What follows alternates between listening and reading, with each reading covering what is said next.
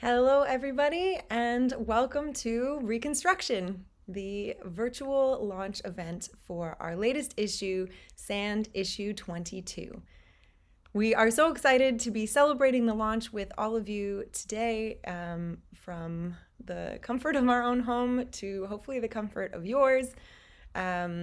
This issue is really special to us because it is the second and final issue in our 10-year anniversary year of archaeology that we've been doing here at Sand. And we're just really excited to share that with all of you tonight. So get comfy. We've got a great program in store tonight for everybody.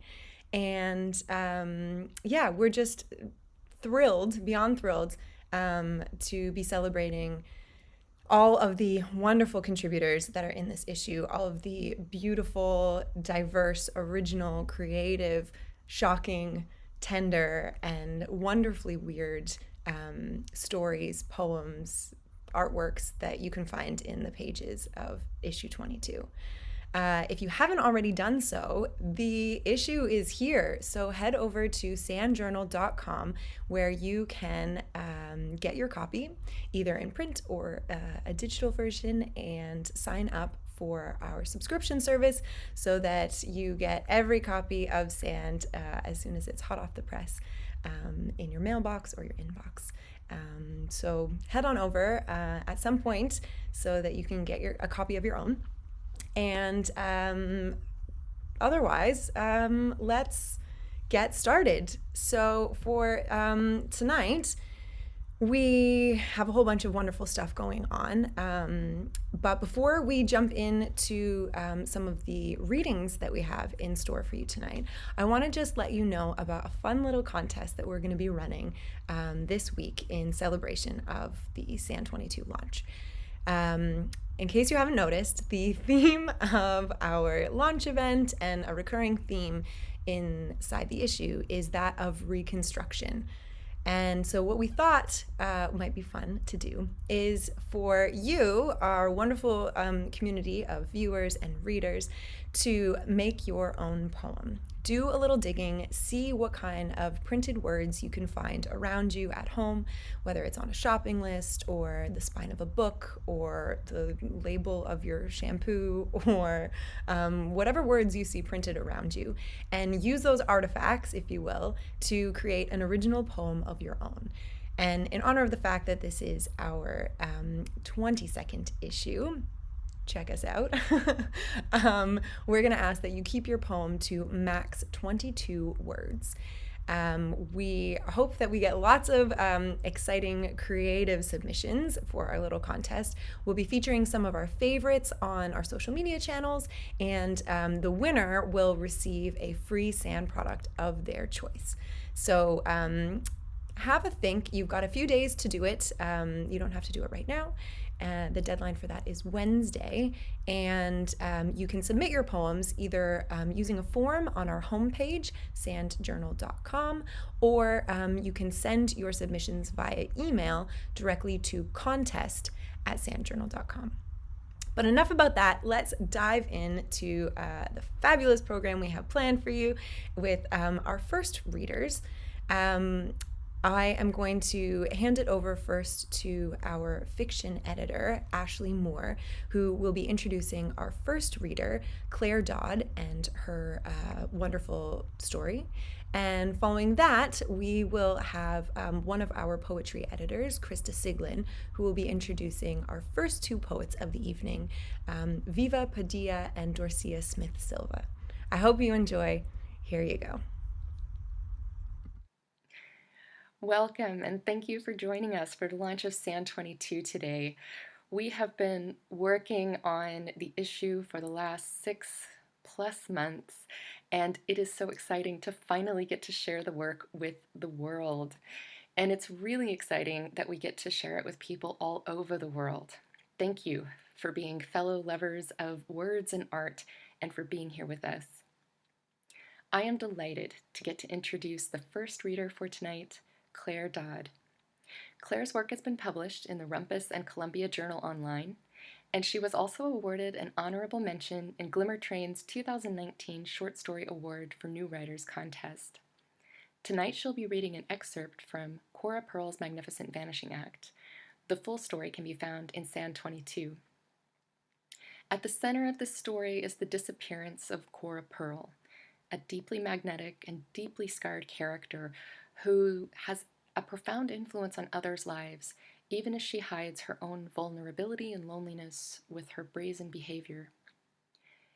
Although Cora often chooses destruction over connection, she remains a compellingly sympathetic character, even as she disappears. Claire Dodd uses multiple narrative voices, including Cora's own, to show us just how many sides of a story and just how many sides of a person there are. Claire, thank you so much for giving us the opportunity to read and publish this story. We could not do what we do without hardworking writers like you. I am so grateful that we get to publish this work in Sand 22 and that we get to share it for the first time with the world tonight. And now, Claire Dodd.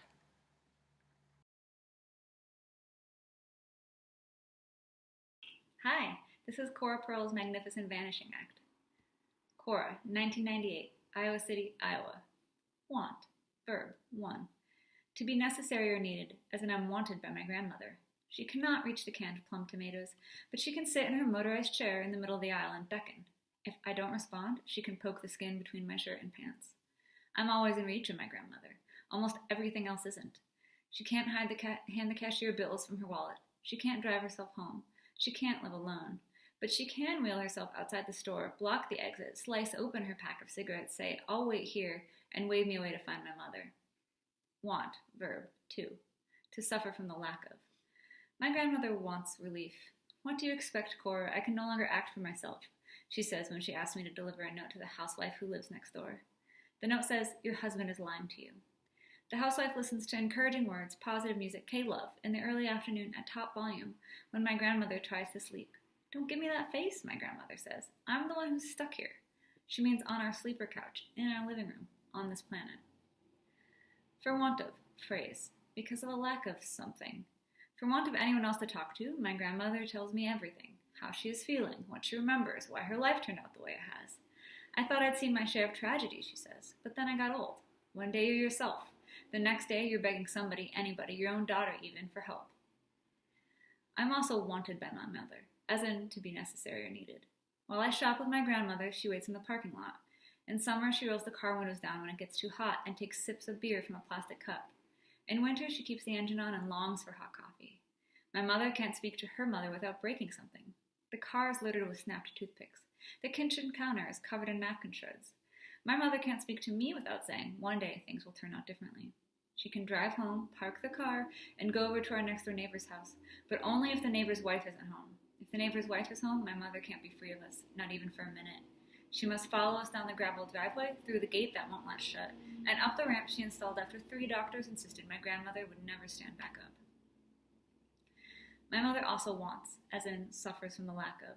On the day she visits the housewife's husband, my grandmother tells my mother she wants dignity. My mother replies that she wants many things. A man who won't quit, relief from debt, a decent president, stability in any sense. Nowhere on the list, she says, not even toward the absolute bottom, is quote-unquote dignity. Fuck that, she tells my grandmother. That only matters to cops and dying women. In response, my grandmother puts a pillow over her face or wraps herself in blankets until only the part in her yellow perm can be seen. She says with silence, I want a better daughter. My mother doesn't look at her. She rips the mail into little pieces, bites the fingernails off her index finger and thumb, or goes into the kitchen to slice whatever is in the fridge into even chunks. Want, verb, 3. To desire to come, go, or be, as in, I want out. Thanks. Head to sandjournal.com to buy your copy or make a donation.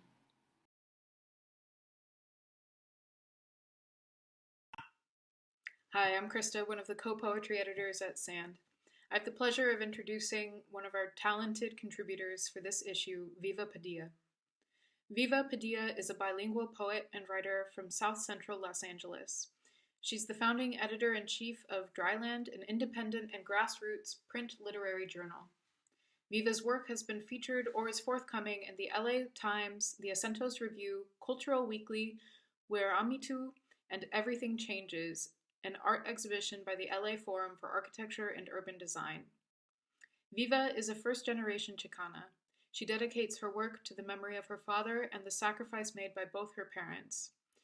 Follow her on social media at ANOTCHKA. On top of composing this sensitive, piercing, and beautiful poem, Viva also translated Zolo to My Lover Who Can No Longer Live Under Capitalism and the False Democracy of the United States. We feel so fortunate to have this work in our issue. Viva, thank you so much for this work, and to everyone joining us today, please enjoy.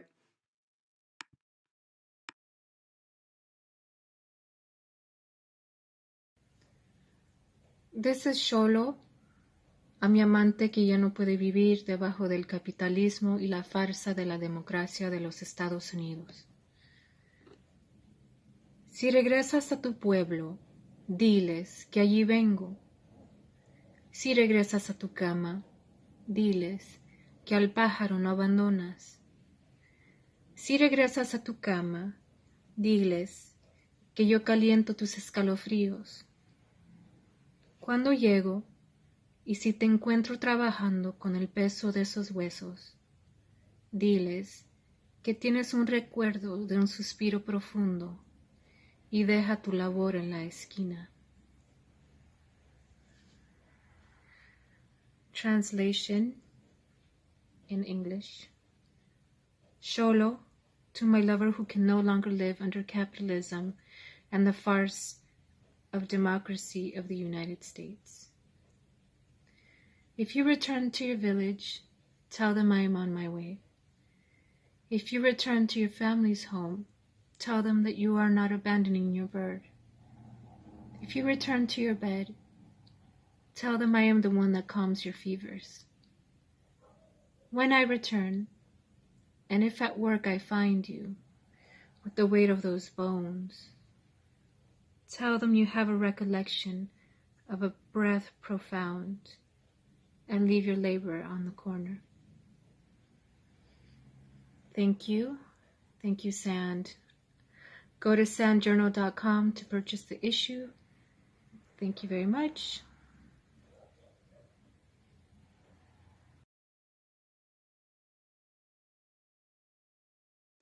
Dorcia Smith Silva is a professor of English at the University of Puerto Rico, Rio Piedras.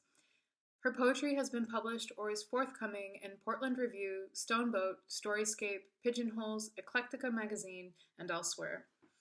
She is also the editor of Latina Chicana Mothering and the co-editor of 6 books. She is currently finishing her first poetry book, so be on the lookout for that. We love how her poem, Going to Disney During the Pandemic is Better Than Sex, addresses the pandemic in a way that notes the humor and absurdity of this time, but also has notes of tenderness and realness. To Dorcia, thank you so much for your work, and to everyone joining us today, please enjoy her unique poem.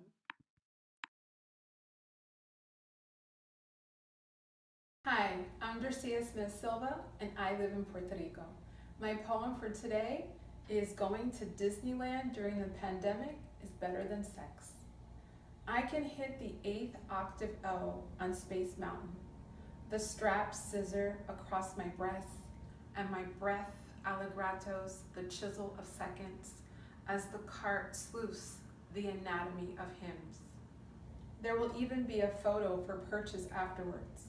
My mind will initial it with the oversized goofy who is totally not a pervert, even though he has those big eyes like wetted cup stains on strip club corner tables.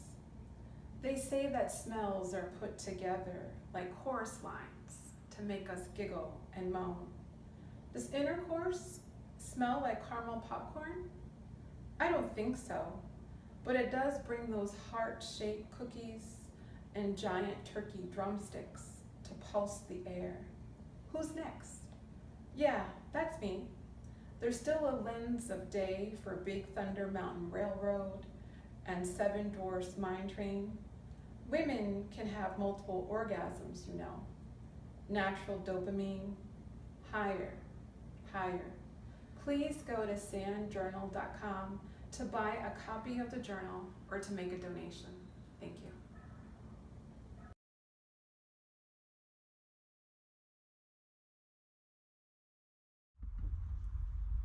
Thank you so much for those wonderful readings. We're so happy to have those pieces in this issue, and we're so happy that these readers could join us for this launch event. Something that we've come to think of as one of the silver linings of this pandemic that we're all experiencing is the realm of possibilities that we have to connect with our community and to connect with different people outside of our home here in Berlin and all across the world. It's such a wonderful opportunity that we don't normally have the chance to do when we are celebrating our launches with in-person events here in Berlin. And so we're really pleased that despite all of the obvious hardships and struggles that this pandemic has brought to so many people, we're really happy that it's given us the chance to connect in new ways and allow contributors from different parts of the world to participate in our launch events, as we're lucky enough to have with Claire and Viva and all of our other wonderful contributors that are featured tonight. Another one of the silver linings that comes with this is not only the readers that we can feature in our events, but the ways that we can connect with so many more of you at home by streaming our events live. Of course, there's lots of things about in-person events that we miss, and we're really hopeful that we'll be able to do again soon. But in the meantime, while we're stuck at home, we're really glad to be able to connect like this and to reach you guys, no matter where you are. On a similar note, something that we're really excited about is that for the first time ever, our editorial team will be hosting a series of webinars that will also be available to you wherever you are in the world and will be streamed online. And so these webinars are a great chance to not only listen to the SAND team talk about things like why we say yes to certain submissions, why other submissions don't make it past the first round, what the process of editing with the editors and the writers, what that collaboration looks like, among lots of other topics. So not only will you be able to watch those things, you will also be able to ask your questions in real time and interact with our editors, which is a new format for us and something that we're really, really excited to be offering. So these webinars will be taking place on March 14th, just a couple of weeks away, and we'll be with our poetry editors, our fiction editor, our creative nonfiction editor, and we will have more information about this, about how to participate, how to sign up or buy your ticket, and the times and stuff, details like that, will be headed to your inboxes soon. So sign up for our newsletter if you haven't already, or keep your eyes peeled on sandjournal.com, where we will publish and promote all about the webinars and how to participate in the next coming days, and also keep an eye on our social media. We'll make sure to let you know. But enough about that. Let's get back to the issue at hand. Up next, we have our nonfiction editor, Melissa Richer, who will be introducing our one and only creative nonfiction author of this evening, who is Carol Klassen, and she's going to be reading from her incredible piece. And after that, we will have arts editor Rui Amin talk us through a little bit about our cover artist, Wojciech Feck, and some of the series that he has created that are featured inside issue 22, how the cover was chosen, and some of his other work. We are thrilled to have you two be a part of this, and without further ado, I'll pass it over to Melissa. Hi, I'm Melissa Richer. I'm the creative nonfiction editor at SAND. First, I would like to thank everyone for joining us for the launch of issue 22. We are really excited to have a reading by Carol Clausen. She'll be reading her flash nonfiction piece, How to Kill Your Father. This is a really lovely example of the flash form. It's a 10-point list piece told in the second person, and makes wonderful use of the you in terms of how that term takes on so many layers, so much weight, and holds so much meaning. We really wanted to include this in our 10-year anniversary issue that's looking at construction and reconstruction. I think you'll see why when you listen to Carol read. This is a piece that's cutting and also moving and unexpected, all things that we look for in sand, and really excited about it. So a little bit about Carol. She's currently based in Easton, Pennsylvania. She has won or been nominated for multiple awards, including Best American Essays, nomination for the Pushcart, and recently won the Forge Flash Nonfiction Competition. Carol's work can be found in many publications, including The Pinch, The Normal School, The Fourth Genre, The Forge, and others. And this piece, How to Kill Your Father, is part of work that Carol's doing on a memoir about her relationship with her dad. So without further ado, here's Carol.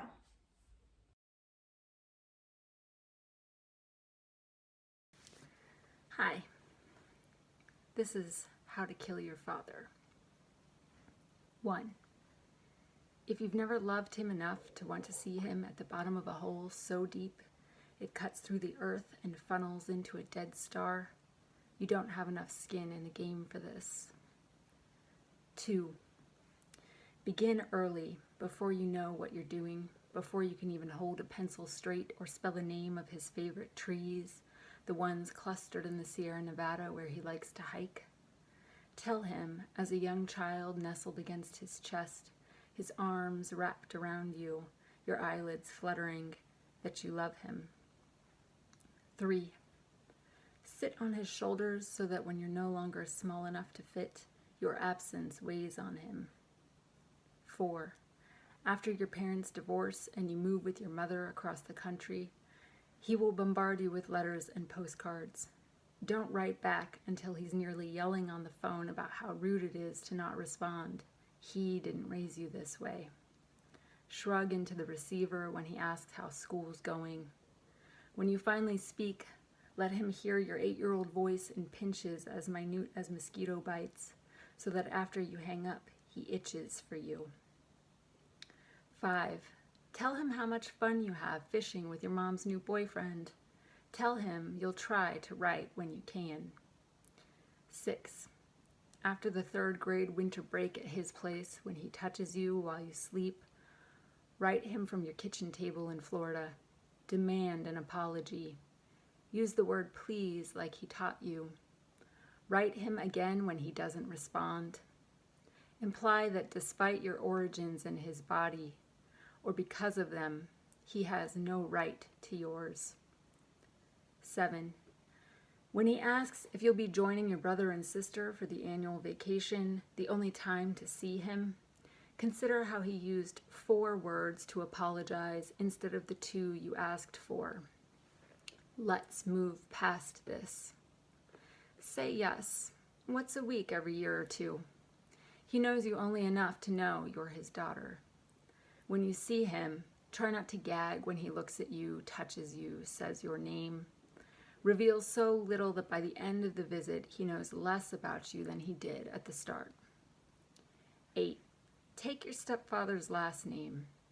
In the rare instances you write to your father, press the letters of your new name so deep into the return address on the envelope, he can trace what's not his with his eyes closed. Don't tell him how much you'd give to have your old name back. 9. Rinse, wash, repeat until you're 18 and he shows up at your high school graduation with promises of future trips, his arm heavy as a redwood wrapped around your back.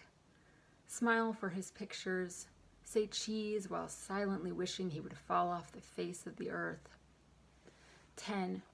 When you're 19, he will disappear on a hiking trip and 5 years later be declared dead in absentia. 2 years after that, his bones will be found at the base of a mountain. and you will inexplicably long for the broad stretch of his shoulders to once again carry you through the world. You'll dream of him. His voice will haunt you. Even the sound of your own name will raise his ghost. Set down everything you remember. Wish him dead again and again. Maybe someday you'll finally bury him. Thank you. If you feel inspired to support a wonderful lit mag that publishes writers like me, please head to sandjournal.com to buy a copy of the journal or make a donation.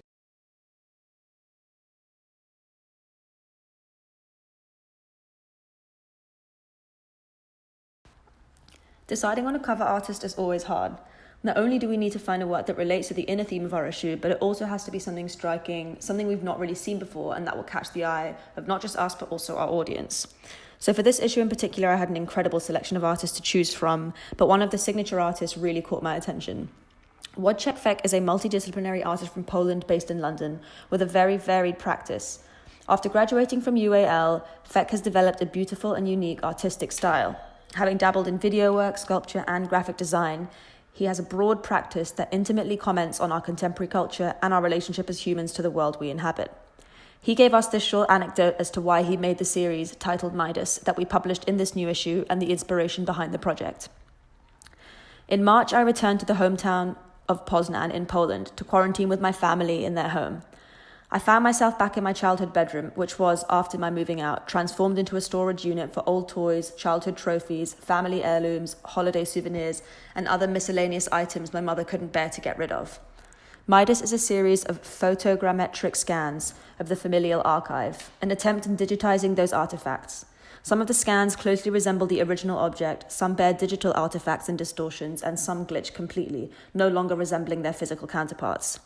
Those glitches and distortions, like memories, become abstract representation of what once was, an excess or an aura of an object no longer there.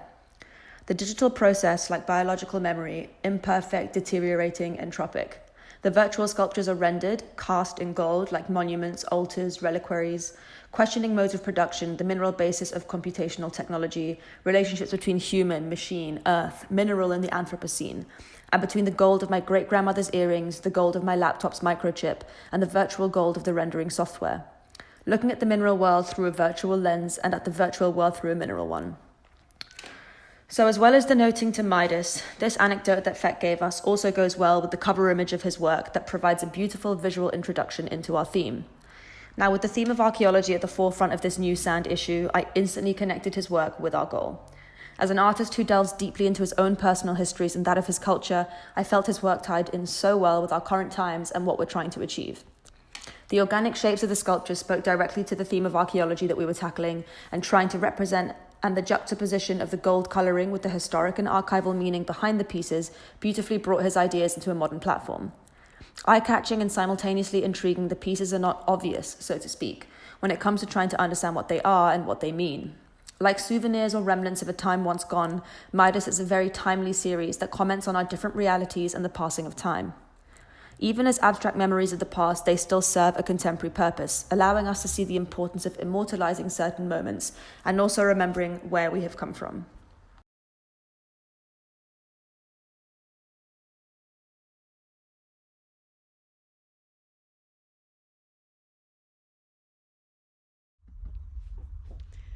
I just really love those pieces. They're so interesting and feel so very, very relevant and relatable to, I think, what a lot of us have been experiencing this past year.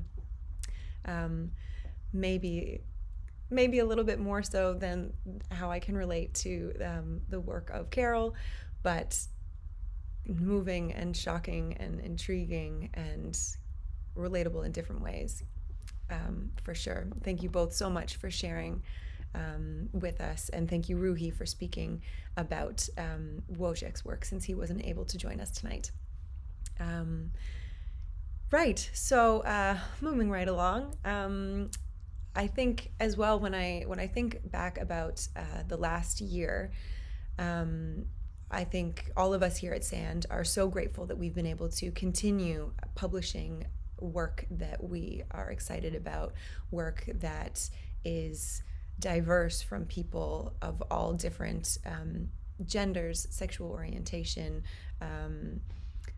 background, race, class, the whole spectrum. That's something that's really important to us here at SAND. And we feel really lucky that we've been able to continue seeking out underrepresented voices and having this wealth of submissions that we've received, and that we're able to publish a journal and print a journal, and that you can hold it in your hands and flip through and read all of these wonderful pieces and see all of this wonderful art. Part of the reason that we were able to continue publishing this year is because of a wonderful grant that we received from the Berlin Senate, a one-time grant that helped us as bookstores closed and all of the uncertainty that we faced last year. Because of this grant, we were also able to, for the first time, pay a semi-professional fee to all of our contributors. And even though we don't have that grant anymore, that's something that we've committed to continuing doing. One of the ways that we want to help fund SAND and our ability to pay our contributors is with our brand new Patreon page. If you're unfamiliar with Patreon, head over to patreon.com/sandjournal and check it out. But it's a really wonderful way that you can make a regular contribution to SAND, and that contribution helps us pay our writers and artists. And for that contribution, we will share with our patrons exclusive content, sneak peeks at publications before they come out, different opportunities that are only available to our patrons as a thank you for supporting our journal. We're really excited to be launching this, and we've got a whole bunch of different options for support, whether it's €1 a month or €20 a month. Every little bit helps, and every little bit also gets, at the very least, a warm fuzzy knowing that you are supporting weird and wonderful independent publishing, which is what we're all about here at SAND. So please check it out. You can find it at, as I said, patreon.com/sandjournal. Maybe one of our moderators will even post it in the link in our chat. And you can also find it on our website. So definitely take a look. If you're not in a position to make a regular monthly contribution, but you still want to support, then you can head over to sandjournal.com, and there's also a PayPal donation button, and we're grateful for all kinds of support. So thanks so much for considering supporting us and what we're doing and all of our wonderful contributors. With that said and shared, I'd like to move on to our next set of readers. We'll bring back our fiction editor, Ashley, who will be introducing our next fiction reader, Terrero Enduro. And then we'll have the other half of our poetry editor team, Emma Lawson, who will be introducing our last two poets of the evening, Rashika Wick and Erin Honeycutt. So I will pass it over to Ashley, and enjoy. Hello again. I hope that you're enjoying all of the readings and presentations so far. Next up, we have Terrero Enduro, whose short story Losing the Plot can be found in SAND 22. Terrero is a Zimbabwean writer, and her short fiction has appeared in Moving On and Other Zimbabwean Stories, Lashamba, New Contrast, Fireside Fiction, and Hotel Africa, New Short Fiction from Africa. Her award-winning debut poetry collection, A Gringada, Like a Gringa, Like a Foreigner, was published in 2019. Terrero is currently working on a collection of short stories, and you can find out more about her and her work at terreroenduro.wordpress.com. Today she'll be reading an excerpt from Losing the Plot. This story is about the ways in which women's lives can quite literally be written by the men who love them, and the ways in which women can take on the roles that have been written for them. Endoro's story uses a play structure and a playwright father to explore who holds the pen, the extent to which genre, archetypes, or storylines might have control over our lives, and the freedom or lack of freedom that certain characters or certain people have to write their own stories. Terrero, I am a fan of your work, especially when it comes to the ways that you deal with women's experience, and I am really looking forward to that collection of short stories when it comes out. Thank you so much for trusting us with Losing the Plot. I could not be happier to have the opportunity to publish it in Sand 22. And now, without further ado, here is Terrero Enduro.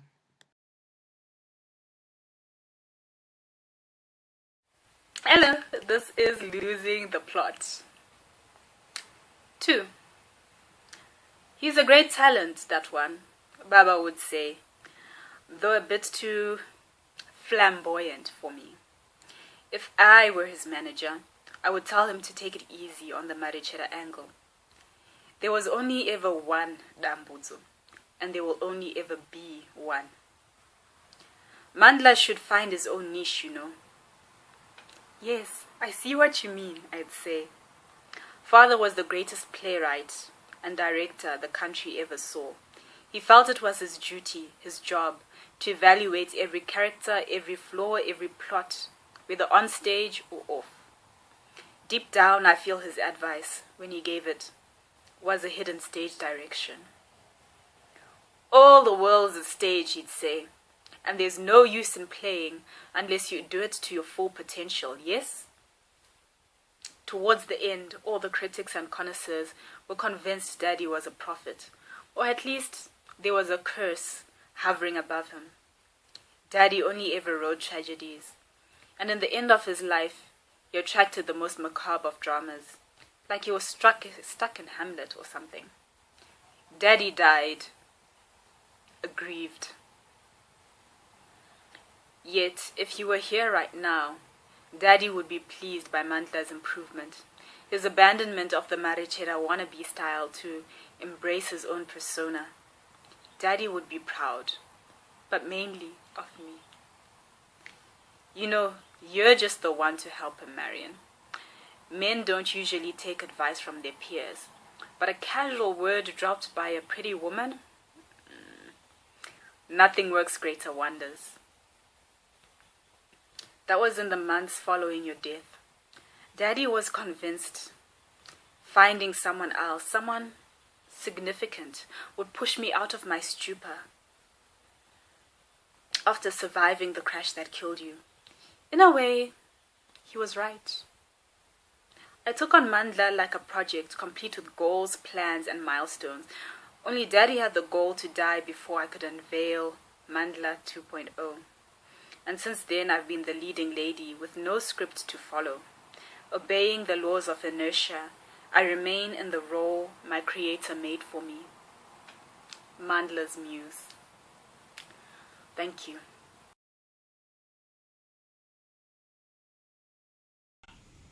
I'm delighted to introduce our next reader, Rashika Wick. Rashika Wick is a poet based in London who is particularly interested in visual poetry and how social contracts impact the body. Her work can be found in publications including Ambit, Datableed and Tentacular, as well as anthologies such as Smear. Her debut collection, Off Life is Trash, is forthcoming from Verve this April. It sees her summon and release a succession of characters and poetic forms, and has been described as exhilarating, clear-eyed, and tender. Her poem in Sand 22, Baba Yaga and Her Life as a Teacher, places its subject in a domestic environment, examining the veiled perimeter in which she spends the hours, and invoking the slippage of memory to dive into her newly imagined past. An enigmatic, supernatural figure prominent in Slavic folklore, Baba Yaga's portrayals are numerous. She's sometimes fearsome swamp witch, sometimes wise maternal figure, often residing in a hut deep in the beech forest. We loved how Rashika created not only a fresh history, but a present for this character, giving us a poem divergent in mood from traditional portrayals, but one which felt true to Baba Yaga herself. The sense of suspension throughout this made it seem particularly right for now. Thank you, Rashika.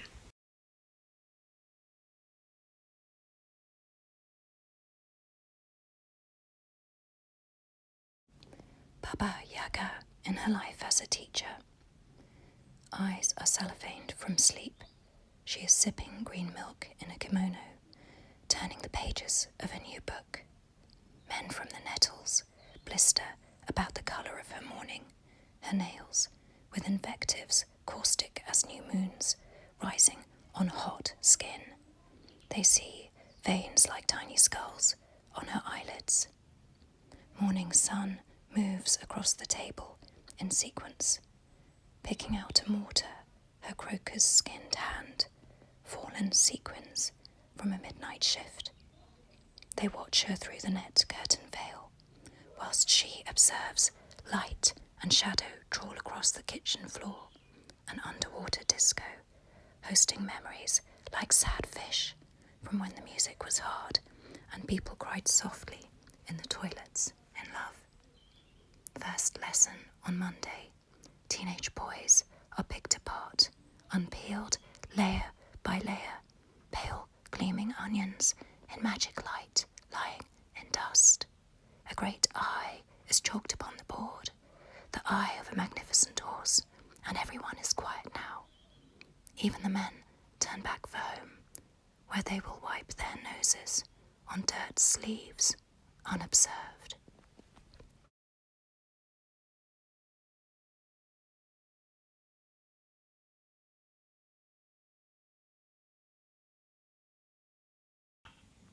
I'd now like to introduce Erin Honeycutt. Erin writes poetry, exhibition reviews, and a variety of texts in collaboration with artists. She's previously read at Cadet in Amsterdam, Fototown in Town, and Yale of Gallery in Berlin, as well as other exhibitions and festivals across Europe. She has an MA in Art History from the University of Iceland and one in Religion from the University of Amsterdam. She now lives in Berlin and can often be found at Hopscotch Reading Room, the wonderful book and event space in Schöneberg. Tonight, she'll be reading extracts from The Contingency, a collaborative project she's currently working on and that is featured in San 22. In these extracts, Erin twists our gaze back to look at the gaze itself, destabilising all perception. Reading her poetry feels like looking through binoculars that someone else is focusing and refocusing to their own ends. Her beautifully associative senses attempt to map out the processes that we take for granted until, in her second piece, she finally lets our gaze come to rest on the endlessly, absurdly transforming image. Thank you, Erin.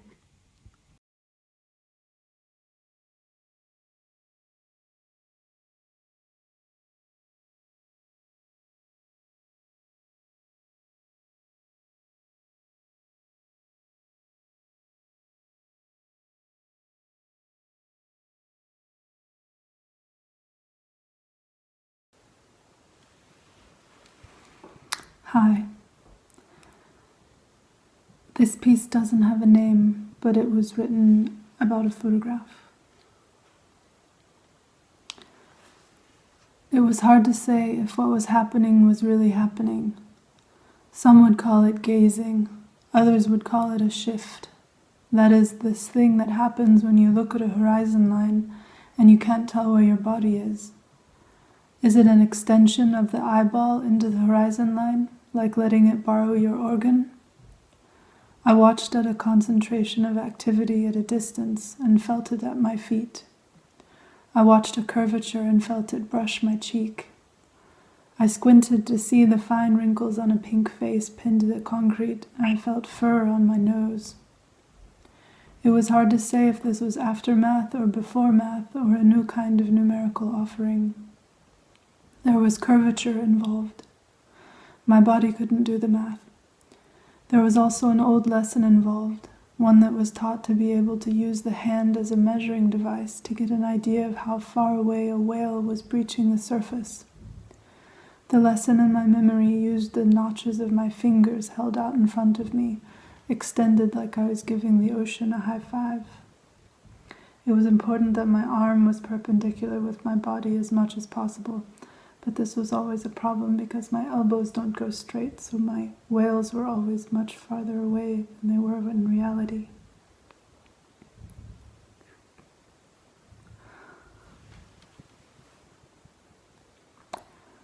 And this other piece is also based on a photograph. It's a photograph of, I won't tell you what. The image is a silver, is a movement, is a square, is a descent, is a stairway, is a neon, is a cross, is a god, is a pose, is a mosaic, Is a surveillance, is an underground, is a station, is soft heel click, is soft humming click, is ventilator, is a chrome, is a hand, is a word, is a letter, is a sentence, is a landscape, is a flower, is a recipe, is a newspaper, is a sigh, is a bird, is a map, is a planet, is a mouth, is a doorway, is a purse, is a stone, is a drink, is a cup, is a building, is a flame, is a waterfall, is a beehive, is an email, is a voice, is a mouth, is a tooth, is a day.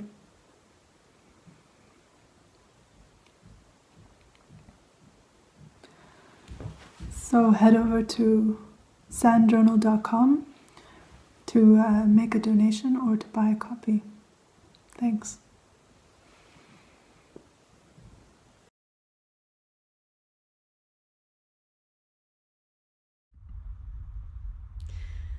Thanks so much for those gorgeous readings. We really enjoyed those pieces, and we're really grateful that we could hear them tonight, just like this. I noticed that there was a bit of a lag on the technical side of things, so I'm sorry if the quality was a bit stop and start-y for some of you watching at home. I'm just going to take a moment to see if we can fix that on our end.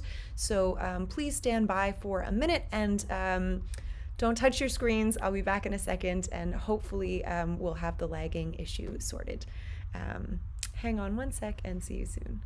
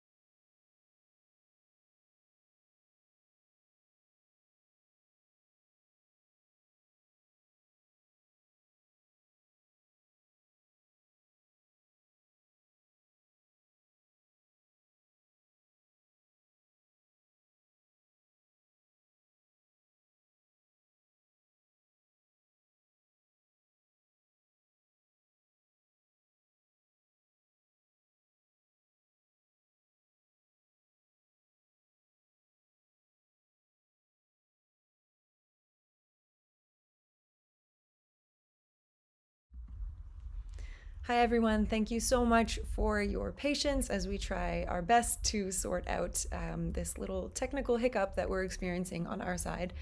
It's so nice to see in the chat where many of you are from. It's great that we've got people in Los Angeles, in Orkney, in Scotland, in California, in Canada, where I'm from, nice, on the east coast of England, of course in Berlin. It's so great to see all of the wonderful feedback as well in the chat, and so amazing to see some of our contributors as well, who are in the chat and who are participating in multiple different ways in our event. Thank you so much for joining us from so many places. It's really, really, really cool to see, and one of my favorite things, and I think for a lot of us here at the SAND team, one of our favorite things about doing events like this. So it looks like, I'm just going to check really quick here for a second. It looks like we are doing much better in the technical department at the moment. So as they say, fingers crossed that the internet holds out for us so that we can continue. We just have actually a few more presenters planned for tonight. So I will pass it over to them in just a second. But I just wanted to say a few more quick things before we do that. I forgot to mention with our Patreon account that this week only, as a special, welcome to the world of Patreon bonus, we have a bonus offer where you get some extra special content if you sign up to be a patron of SAND. If you're curious about it, head over and check it out before the end of the week to make the most of that offer. And as well, if you want any more information about some of the readers and the artists that you are seeing here tonight, then please head over to sandjournal.com and specifically, let me just make sure I say it right, sandjournal.com/sand-22-launch to see the bios of all of the contributors that are featured tonight, and some links as well to where you can find them on the web. If you are feeling inspired with the work that you are seeing presented tonight, and you would like to hopefully see yourself printed in the pages of SAND, then this is the right time to be tuning in, because after today we are very excited not only for our webinars but also for our open call for submissions. We are very open to submissions, as I said before, from people from all different walks of life with all different identities, backgrounds. We really, really love to publish diverse voices. So if you think that you could see yourself in the pages of SAND, then please check out sandjournal.com/submit for more information about the kind of work that we are looking for, and the kind of writing and art that we are seeking out. The open call, or the call for submissions, is open from March 20th to April 10th. And that is for, as I said, visual art, poetry, fiction, flash fiction, and translations.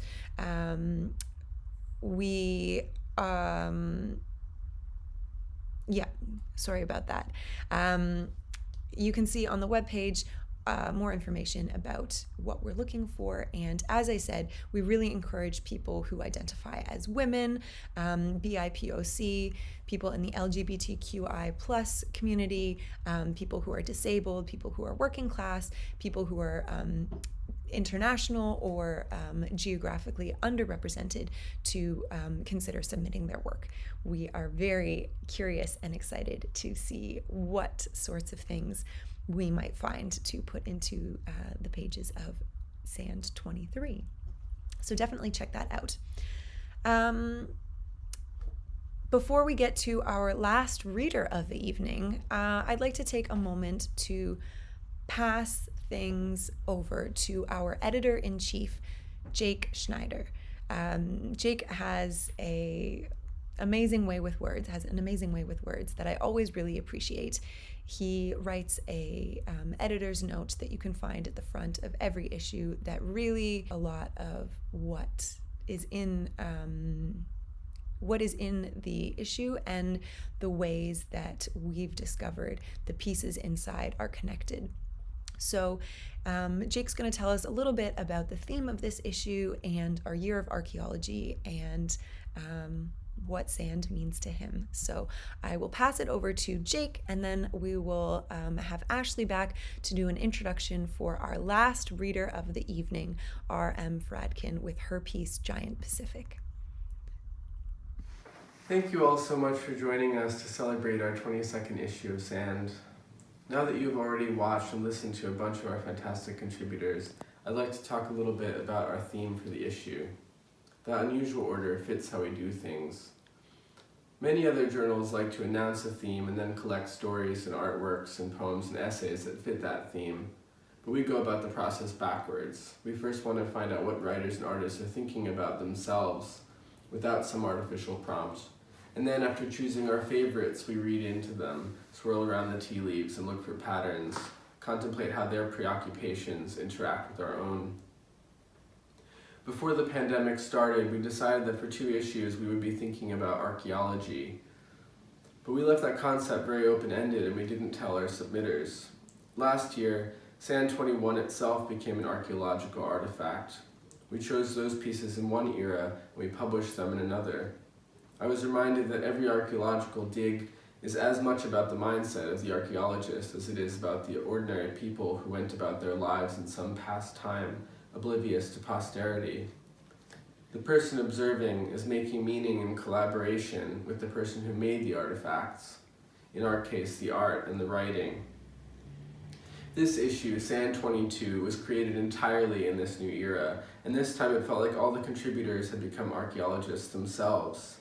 Stuck at home, surrounded by long-lost objects, they were all deconstructing and reconstructing the past, real or fictional, through their work. As you saw earlier, our cover artist Wojciech Fetch returned to his family home to quarantine and discovered a hoard of sentimental keepsakes, which he then transformed into his own gold-plated digital sculptures. The cover image is from another series of his, Equinox, which seems to do the opposite, imbuing ordinary-looking rocks with a glow of historical importance. Quote, "When you jotted that number for a babysitter in 1986, writes Melanie Hoffer to her late mother-in-law, whose garage she's been excavating, you didn't know how your life would end, but now we do." Her essay illuminates the line between keepsakes and junk. No matter how much we record, most context dies with us, and our heirs make awful archivists. Meanwhile, so many of the artifacts exist in the same ghostly realm as this event. This issue, like this year, spends a lot of time on the internet. And that shift has a big impact on what we take from the past, how we look at it and process it. We know our digital memories are available on command, so we neglect even to remember them. As the poet Alex Aldred points out in Internet History, we now need a Google Street View for our own memory lane. More and more, we're realizing that the past, just like the present, is a complicated place. Doing justice to it means telling stories in complicated ways. Clara Dodd's story from this evening also reconstructs a character's journey through fragmentary, non-sequential episodes told through the voices of multiple narrators. And R.M. Fradkin's Giant Pacific, which you're about to see an excerpt from, voices the impressions of not just a scientist and an octopus, but each of that octopus's individual tentacles, writing a symphony of polyphony. No true story is a solo, even if, as the father in Terrero Endoro's piece believes, it can only have one true, fateful ending. His theory is borne out, step by painful step, in Carol Clausen's non-fictional list essay, How to Kill Your Father, which feels inexorable and inevitable, looking backwards and forwards at once. Making sense of the past means both taking it apart and putting it back together. To deconstruct is to reconstruct, and so when I think about our theme and about all the beautiful things in this issue, I imagine the symbiotic relationship between the archaeologist and the builder, both making the same house in opposite directions.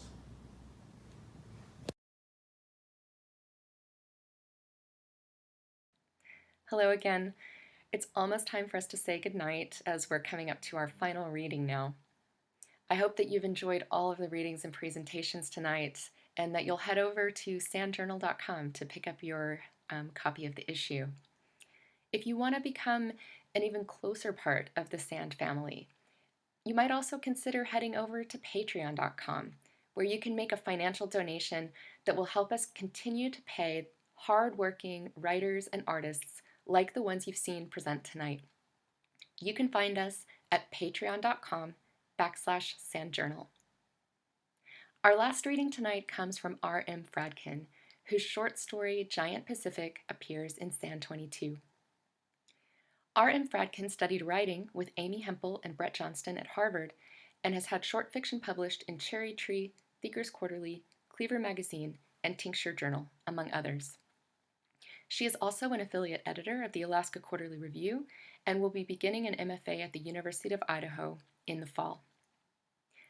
Giant Pacific is a piece of hybrid fiction unlike any you'll ever read. It's a story about an octopus that often looks like an octopus because Fradkin has combined aspects of fiction, poetry, and visual art to tell this story. Oftentimes when writers take risks like these, the result is a good idea that doesn't really cohere into a story. Or the result is a clever experiment whose content doesn't really match the quality of the formal experimentation that's been made. Giant Pacific, though, shows how experimental form and meaningful content can combine to produce something that is as beautiful on the page as it is in the mind. Becky, thank you so much for taking risks like these with your writing and for trusting us with this work at Sand. I'm so glad that this story found a home with us. And now, our final reading for the evening. Here is R.M. Fradkin with Giant Pacific.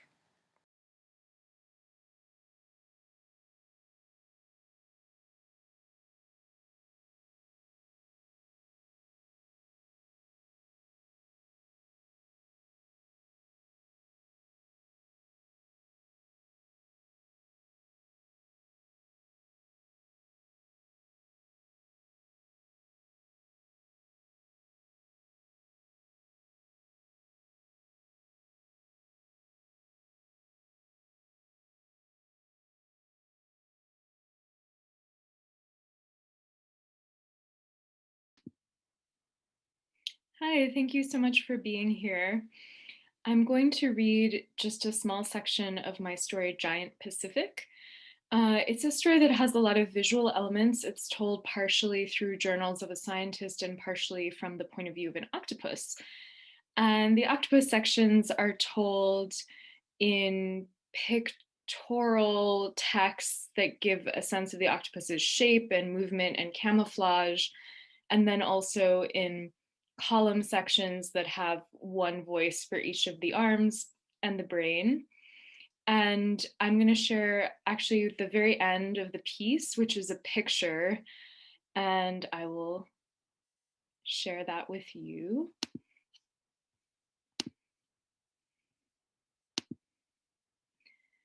All right, and this is what the octopus says.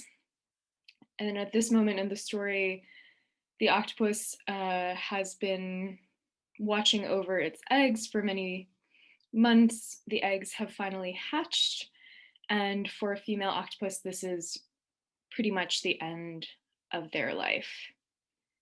So here goes.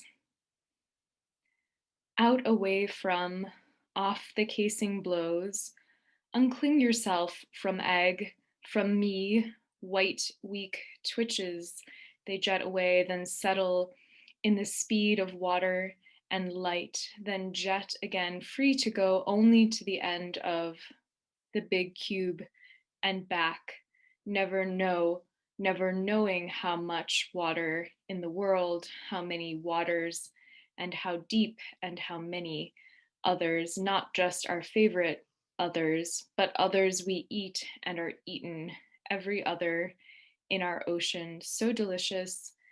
Taste and scent and roughness, they will never learn to distinguish colors. They will never need to make real. never goes so deep that light forever stays away. But their arms will serve them well. They already flip in time with water, moving at rhythm of currents, of tracks, nothing, flex, rocks, apart, gone, make, take, seek, fit. Strength, instincts, courage hatching with them, hunting protein, alginic, tannin, tangy, sweet, dead plankton. Siphon gusting them off eggs, turn this one, adrifting, poke him, prod her, bunches groping, smooth, ripped, empty, flaccid seas flow. Whitening, losing grip, the ocean flooding out of us, each hue, each cell erasing itself, white, all I am, white.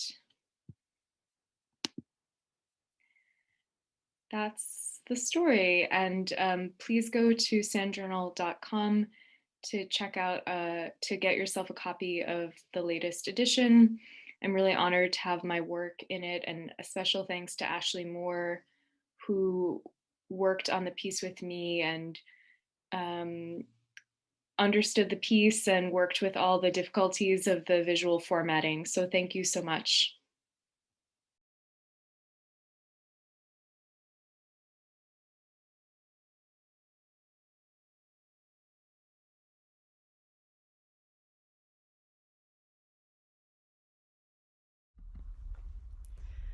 Thank you so much, Becky, for not only sharing that excerpt from your piece with us tonight, but for your creativity and originality and courage to try something so unique and unusual. And we're, as Ashley said, so delighted with the way it came together, and it speaks a lot to the writer that you are.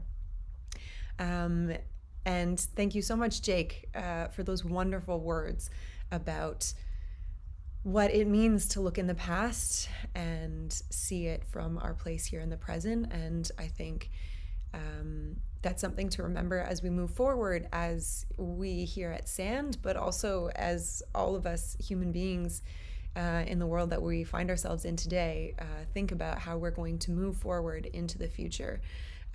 How we're going to take the pieces of our past and present with us, and how we're going to reconstruct something hopefully beautiful, hopefully inspiring, hopefully moving as we move forward.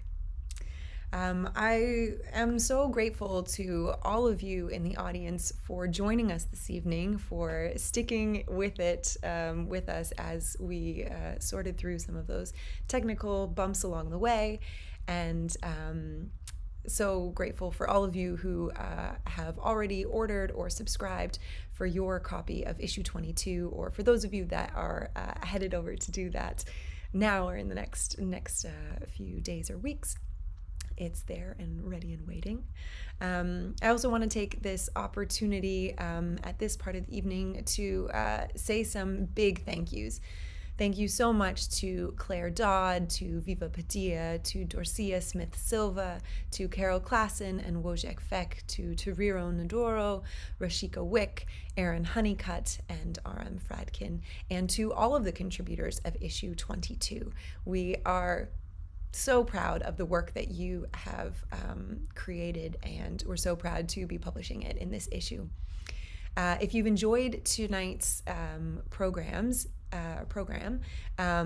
don't forget, obviously, to get your copy of issue 22, but also stay tuned. If you don't already follow us on YouTube, then click that follow and subscribe button, and check us out on your preferred social media platform, whether that's Twitter, Facebook, Instagram, or sign up for our newsletter on sandjournal.com.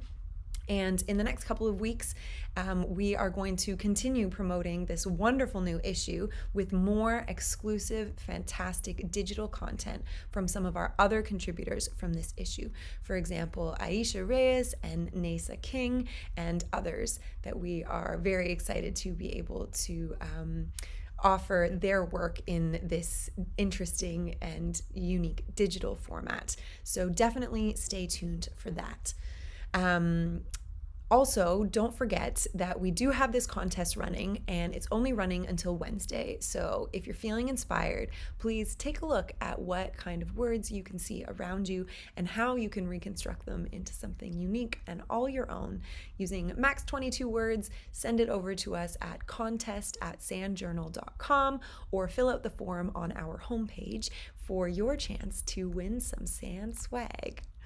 As well, please support your local bookshops. Take a look and check with your local book dealer to see if they stock sand and if you can get a copy of the issue from them. They need our support as well in these times. If not, then definitely grab one from our web shop or sign up for a subscription. Check out the Patreon. Check out our YouTube, check out our social media. Stay tuned for more information about the webinars. Send us your work for issue 23. And stay in the loop. We've got loads more great stuff headed your way soon. So definitely keep in touch and don't miss out on any of the great stuff headed your way. Before we wrap up for the evening, I, of course, need to send out an enormous thank you to the SAND team. Thank you, Jake. Thank you to our editors, Ashley Moore, Melissa Richer, Krista Siglin, and Emma Lawson, Ruhi Amin, to our managing editor, Ruby Mason, to our production manager, Matthew Deary, to our astounding and brilliant designer, Dimitri Gikas, to our distribution and funding coordinator, Natalia Dumont. Also to our outgoing team members who have said their goodbyes since our last issue launched. Simone, we miss you. We love you. We are so glad to stay in touch, and I hope you're tuning in right now. And we hope that you are continuing to do wonderful things in your post-sand journey. And finally, this event and all of our virtual events, all of our pandemic events, would not have been possible without the wonderful teamwork and collaboration and support of the whole team, but especially without one person in particular, the other half of the Sand Events dream team, my partner in crime, Nadia Polo. Nadia is amazing. She's been moderating the chats and she's been doing tons of work behind the scenes to make this event what it is, between reaching out to our contributors and, working on the technical side of it. So many things, I can't list them all. And I'm not sure if I'm allowed to say this, but I know that Nadia is going to be starting some new things outside of sand moving forward, and I'm just so grateful, so extremely grateful for being able to work on these events with you together, and I'm gonna miss you heaps and tons and bunches and loads. So thank you so much for everything that you've given to sand, to everything that you've given to sand events, to everything that you've done for this one, and I miss you already.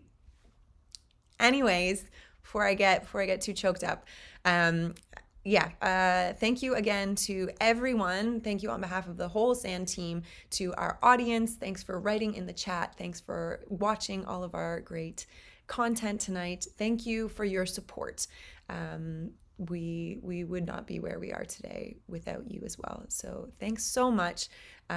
Stay well, keep supporting each other, and just like sand, stay weird. Thank you so much. Get your copy, enjoy, and have a great night.